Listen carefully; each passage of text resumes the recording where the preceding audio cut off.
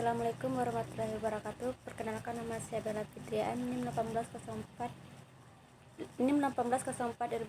Saya akan menampilkan hasil presentasi saya, yaitu tentang masalah kependudukan dan isu-isunya. Masalah kependudukan di Indonesia adalah jumlah penduduk yang besar dan distribusi yang tidak merata. Hal itu dibarengi dengan masalah lain yang lebih spesifik, yaitu angka fertilitas dan angka mortalitas yang relatif tinggi. Kondisi ini dianggap tidak menguntungkan dari sisi pembangunan ekonomi. Hal ini diperkuat dengan pernyataan bahwa kualitas penduduk masih rendah. Selanjutnya, masalah lingkungan hidup. Secara khusus kita sering menggunakan istilah lingkungan hidup untuk menyebutkan segala sesuatu yang berpengaruh terhadap kelangsungan hidup segenap makhluk hidup di muka bumi. Inilah beberapa contoh bentuk kerusakan akibat ulah tangan manusia, yaitu pertama, penebangan hutan secara liar.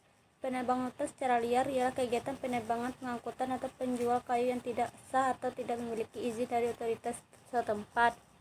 Yang kedua, pembuang sampah sembarangan, yaitu membuang sampah sembarang berarti membuang limbah di tempat yang tidak semestinya sehingga dapat menyebabkan banjir. Yang ketiga, tata pengelolaan fasilitas kebersihan pasar tradisional. Pasar tradisional merupakan pasar yang dibangun dan dikelola pemerintah. Dalam pasar tradisional ini ada 4 poin yang perlu dijelaskan, yaitu ada penjual dan pembeli, mereka bertemu di sebuah tempat, terjadinya kesepakatan dan kedudukan sederajat.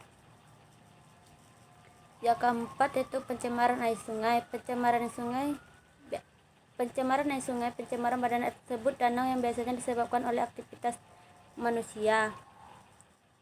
Inilah beberapa prinsip dan upaya pelestarian sumber daya alam dan lingkungan hidup. Yang pertama, mengoptimalkan sumber daya alam sesuai kebutuhan. Yang kedua, mencari alternatif pengganti sumber daya alam yang tidak dapat diperbaharui.